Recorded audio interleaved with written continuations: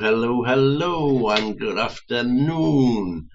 What is the mighty wind doing on this afternoon, you may well ask?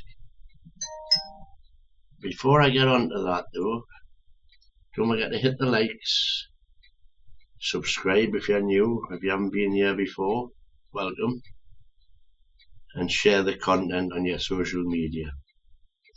So what am I doing on right now? Well, it would appear that I've set a little firecracker going in the WhatsApp forum group.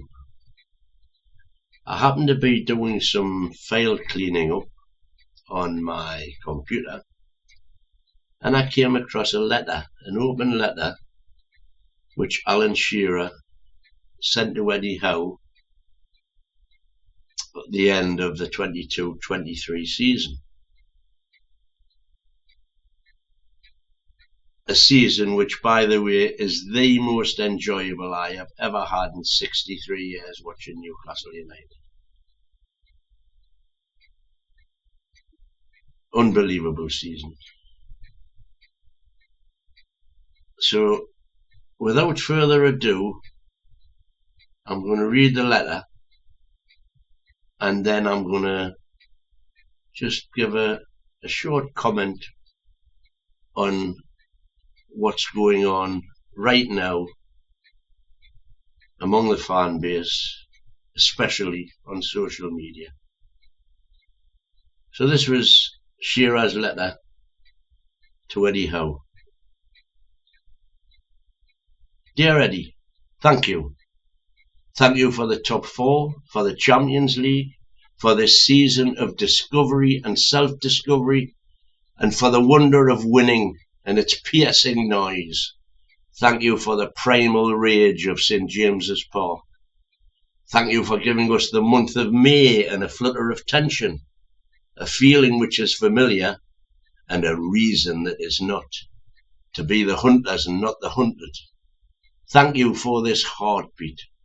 Thank you for this version of Newcastle United, one which plays angry and plays loud and which runs and keeps running until its lungs explode and its legs collapse, and then runs on empty until there's nowhere left to run. Thank you for this regal fury. Thank you for allowing us to reclaim our streets. People smiling, restaurants buzzing, bars buzzing, an entire city, a beehive of buzzing, connected to the club once again, one and indivisible, alive and awash with happiness. After all those sour years of being patronised or ignored, of people failing to appreciate why things were so shit, of being told we expected too much or demanded too much or felt too much, thank you for reminding us not to give a fuck. Thank you for tapping into part of our responsibility as a club at a place we had half forgotten. You're not Kevin Keegan or Sir Bobby Robson. You are solid and less flamboyant. But when I interviewed you in September and you said, I'm not here just to exist, it struck me like a fist. So much of our identity as a region is about isolation, being cast aside or left to rot, and we accept it or we fight. Thank you for the fight, Eddie. Thank you for coming here and getting us. Thank you for bothering. In spite of some witless commentary over the decades, Newcastle has never been wedded to kamikaze football or Hollywood signings or distrustful of outsiders. The most fundamental aspects of Newcastle have always been our openness and our industry. Embrace us like we embrace life, like we embrace you, and we never let go. You're a man of Bournemouth, you're a man of Newcastle. Thank you for being one of us. Thank you for letting me walk into work with a swagger, free of dread. Thank you for letting me take the piss rather than having the piss ripped from me. Thank you for making the professional part of my life a pleasure, knowing I'll have goals to drool over, blocks to boast about, pressing to admire. Thank you for letting us release our anxiety, for making other teams shrivel from us, and thank you for letting us travel the country, not with hope, but with belief The certain knowledge that our players will give everything, chase everything, scrap for everything. Thank you for making us clever as well as good. Street smart warriors who can manage a game and see it out. Sam Allardyce was spot on when he called out all that bullshit and said everybody does it. All the big teams, as if Pep Guardiola's magnificent Manchester City don't know how to clip an opponent's heels when it suits them. Having said that, thank you for this shithousery, because it's fucking brilliant and fucking hilarious. Thank you for forging this fine team. As I write to you, I can picture the response from elsewhere. Calm down, you've not won anything yet. But those people just don't appreciate how little we've had to cheer and how novel it feels to see your lads put a shift in, enhancing each other. They are a team in the purest sense, greater than the sum of all their parts, all in it together. Some will go, others will replace them, but thank you for building the class of 22-23 and the memories they will leave. A special, grounded group who are bonded together, welded together, and who have lifted Newcastle towards the elite. The easy thing, the lazy thing, is to say you've splurged a fortune, but not compared to plenty of others. And what you've actually done is taken a club at its lowest ebb and bottom of the Premier League and offered balance to the years of underspending and misspending. Thank you for buying well and sensibly, for making your foundation a core of character.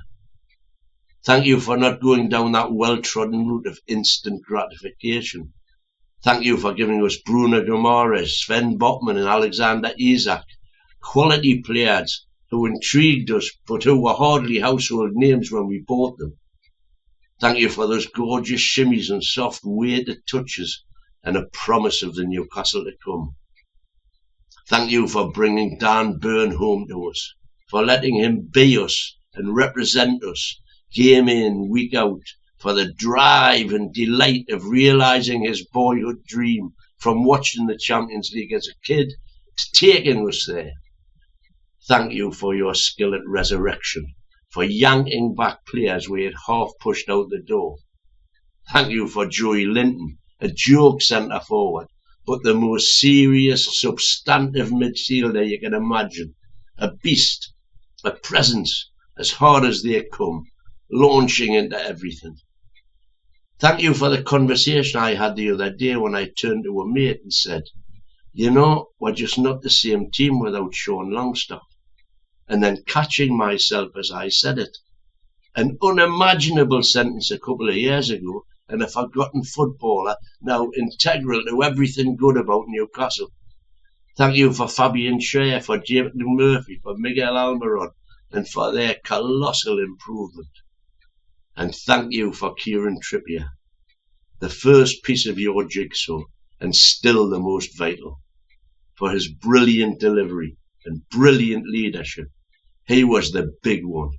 An England international, a winner of La Liga who saw what might lie beyond the muddy wasteland of a relegation battle. He was the message, the signature signing, the statement, and he has been a proper fucking captain all season. Thank you for the miserly defence and the expansive forward line, for Nick Pope's saves and Callum Wilson's goals. Thank you for and to all of them. Thank you for our last weekend in London, for that drunken karaoke in Trafalgar Square. If the Carabao Cup final didn't go the way we wanted, the way we planned, catching us all as it did, just as our form dipped, then thank you for reminding us to dream again, to yearn again, to have that bittersweet pain of a near miss. Thank you for letting us have our history back. Thank you for inviting me to the training ground in the days before Wembley when I spoke to your squad and told them they'd already made us proud. Thank you for doing the same thing with other old players like me, for making us all feel part of one unbroken chain. a chain that had snapped under the previous ownership. The same stretch of grass, the same stadium, the same club, the same urge to be there and share in it. All of us united. Thank you for this beginning. I've got that fear of tomorrow, you said in our interview. But if I can ask one thing of you, Eddie, just one more thing, it's this. Let tomorrow go to hell. Just this once, look up and look around you, see what you've unleashed and drink it in. Thank you for making home feel like home again. Yeah, well, I thought I was going to be able to get that through without getting emotional, but we got there at the finish. As I say, it's easy to forget what's gone before. And when I read that this morning, early hours of this morning when I was doing my computer cleanup, it struck home with all the knives out at the minute. Just be careful what you wish for, folks. Be careful what you wish for. It may well be that it is taking us as far as it can take us. I obviously hope not. But time will tell. As with any manager, everything is results based. And it's up to Eddie to get those results. Yes, hoping he can. Smash the like, subscribe if you haven't already, and share this on your social media. And we're out of here.